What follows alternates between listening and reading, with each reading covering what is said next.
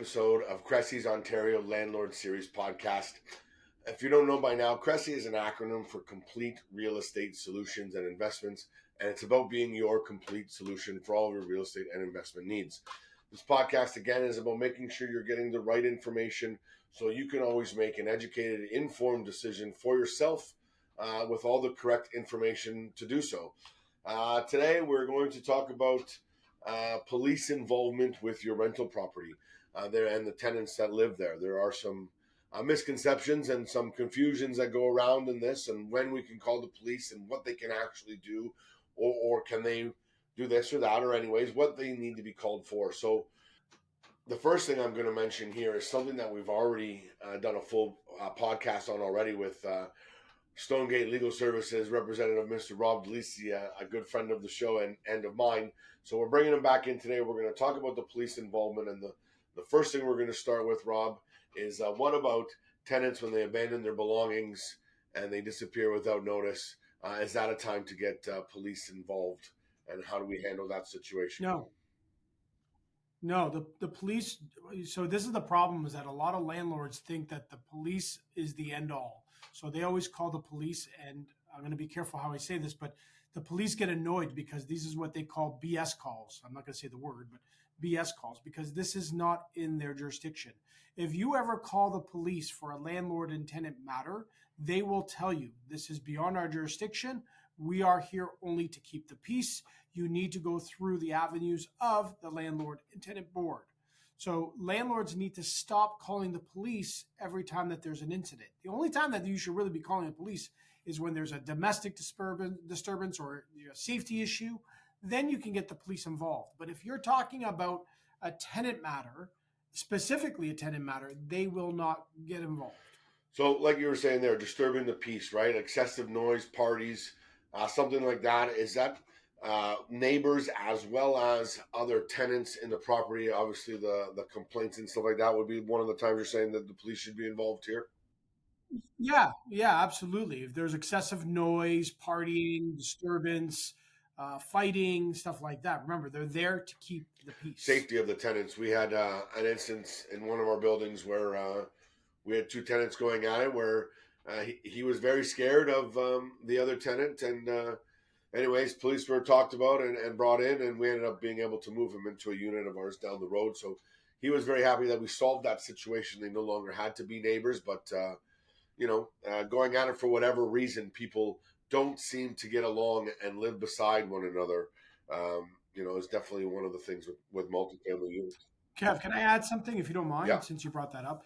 If you are going to call the police and there is some kind of disturbance, try to get a police report. Because if you get a police report, there are notices that you can give to the tenant to try at least get an eviction, which would be for impaired safety or illegal acts, stuff like that. But it's imperative that you have a police report, because if you just go to the board with just, hey, they're causing disturbances, that's not going to be enough. You need a police report. No, always documentation, right? Having something written down and something coming from the police stating that they were there, and as many times that they have come, right? Imagine if you had to do this multiple times and showing up. Now, one of the things that my wife is always worried about when I'm dealing with different properties and going to speak to different tenants is always that there could be some kind of danger or something coming up to me. I've seen some crazy things that have happened in the news world between landlord and tenants. One of the main reasons that I tell people to have a property manager involved is because that third party is in between the two, and then they are the ones relaying messaging and not getting into any type of emotional or argument or threatening type of state between a landlord and a tenant. So police called, like, let's say landlords go in there and they're feeling unsafe, right? They're feeling threatened. Do you have anything to talk about on that one? Yeah, I can. So what you can do is, remember, I see a lot of landlords doing this. They call 911. Remember, 911 is an emergency line. So if you feel that you don't feel safe when you go to the property, what you can do is request, and I'm going to be emphasizing the word request, a peace officer. So you would call the division of that area and say, look, this is the situation. I'm requesting a peace officer to accompany me because I've had incidences in the past and this is not the greatest building area, whatever the case is. And they will sometimes set in a time or a date where a peace officer can be there with you. And if I could just add, because I didn't say this earlier, in regards to the Courts of Justice Act, subsection 141.2, the police officer is only there to keep the peace. So they are not going to be doing any evictions. I think that's important to note because a lot of landlords think that the police do the evictions. The people that do the evictions are sheriffs, which are court-appointed officers. They are not police. It's not the police that are coming to vacate that property, right? If the tenant is refusing to leave at that time, it would be like you just said, the sheriff, not your regular. That's right.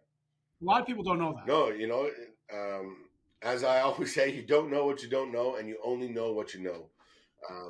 And this is why we're doing this, to make sure that everybody gets the right information, so that they do know what they can and cannot do, or what situations or what solutions they may have for certain situations that come about. Intentionally damaging property, interior, exterior, obviously hard to talk about interior, but if there's damage to the property, again, this would come under safety or anything like that, so that the police would be called at that time?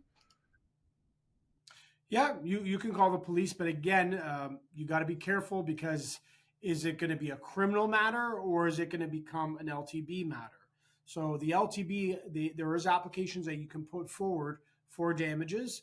And I know that for criminal, like negligence or damages of an excess, you can get the police involved. Now, I've never had the experience of having the police involved because most of the damages that we see are considered more wear and tear. But I have trained police officers in Toronto, and the police have told me that if there is excessive damage, the police can get involved. But again, you have to prove it. You need to document. You need to have the evidence, and then pursue it that avenue. I heard a story once where tenants got divorced leaving the property and made holes all throughout the drywall and everything like that. Definitely excessive damage, definitely damage done on purpose. Luckily, though, it was just drywall, and just costly in that manner to get it all back to be rented out. Yeah, so let me just comment on that, because I hear that a lot in regards to drywall. I guess you can get the police involved, but look, I'm an Italian guy, and I know that fixing drywall, it's not that bad. It looks ugly. It shouldn't be that expensive, depending on how bad it is. But drywall to me is not really a big deal. At least with my properties, I don't see drywall being a very big deal. That's just my comment. Basically what we're saying here, folks, is that the police involvement is really just what their job is to do, and that's for something that is criminal, whether that is some type of drug dealing, some type of injustice to their neighbors, or whether that be in the same multifamily unit or neighbors on the street in a single family residence, disturbing the peace, any kind of threat, anything that is a criminal act is where you want to get the police involved. Most of the things that people are thinking about when they're wanting to call the police is probably going to be an LTB situation where we have to go through and deal with things through the Landlord and Tenant Board and not through the police. As Rob said earlier, 911 is an emergency number. So if you are feeling threatened and it is an emergency at that time, yes. But if you're going to the property, call ahead if you feel threatened in advance, if you're unsure about safety, and request an officer to join you. Rob, did you want to throw in anything else here? I know this is a pretty cut and dry topic, police involvement, what they can really do, what is their involvement with rentals. Yeah, there's one last thing, Kevin, if you don't mind. Okay, let's talk about in regards to roommates, because that's a time when you can call the police. So let's say, for example, you have someone that is renting out rooms in their house, and it's imperative that you have a roommate agreement, because if a roommate shares kitchen or bath with the landlord, that person is exempt from the act. And I actually have the section here, if you don't mind. I'm going to just quote the section that says that it's section 5 and 6 of the Act that says that if you share a kitchen and bathroom, that person is exempt. So that means if you ever want to get that person out, you can't go through the Landlord and Tenant Board. You would have to call the police. But if you call the police, you have to understand that not a lot of police are trained in these circumstances. So what you would need to do is call the division and talk to the desk sergeant and explain that you have a roommate agreement and that under the Act that this person is not protected and that the police are the only ones that can enforce.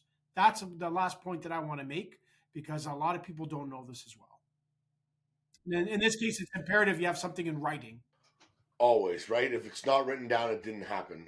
Very hard to prove something that was said verbally. That's for sure.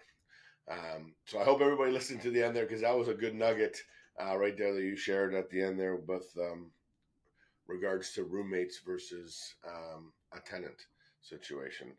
Definitely, there is always a difference when they're sharing kitchen and bath. Yeah, like you said, it doesn't matter under the RTA. It is a roommate agreement. Let's wrap this one up here. Let's hope that was informative enough for everybody about when they should and shouldn't involve the police and what an LTB matter is versus what is a criminal act. That's really what this was for there. Thanks so much, Rob, as always, for joining us today. I hope you guys enjoyed the episode, and we'll definitely talk to you soon. Bye for now. Please remember, while we are professionals, this podcast is for informational and entertainment purposes only. The advice shared may not apply to your unique situation. Always seek personalized advice from a qualified professional before making any investment decisions. Hey, everybody. Thanks so much for joining us this week. I hope you enjoyed the episode. If you're finding it informative and useful, make sure to like, subscribe, share with a friend so that we can keep getting the information out there to Ontario landlords. And keep on joining us. We'll see you next time.